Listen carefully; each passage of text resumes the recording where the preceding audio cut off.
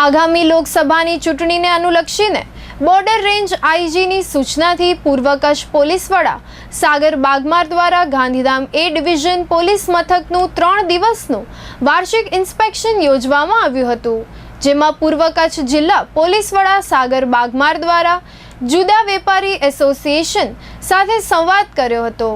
ગળપાદર જેલની મુલાકાત, ગળપાદર ગામ લોકો સાથે સંવાદ, અનુસૂચિત જાતિના મહોલ્લાની મુલાકાત, પોલીસ પરિવાર સાથે પોલીસ લાઇનની મુલાકાત, પોલીસ મથકે પોલીસ પરેડ તથા પોલીસ કર્મચારીઓના વિવિધ ખાતાકીય પ્રશ્નો અંગે ચર્ચા કરી હતી।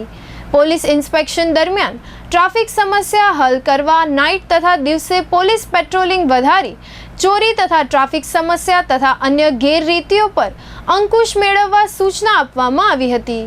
વાર્ષિક ઇન્સ્પેક્શન દરમિયાન જિલ્લા પોલીસ વડા સાગર બાગમાર, અંજાર નાયબ પોલીસ અધિક્ષક મુકેશ ચૌધરી, એસપીના PA Khimjibhai Fofal, Gandhidham A division police inspector M N. Dave, reader PSI D L. Khachar, PSI M V. Jadeja, PC Moliya, M H. Jadeja, P N. Faleja, Durgadan Gadhvi, Harpalsinh Rana, Ramjibhai Ahir, Ghanshyamsinh Gurkha વગેરે ઉપસ્થિત રહ્યા હતા।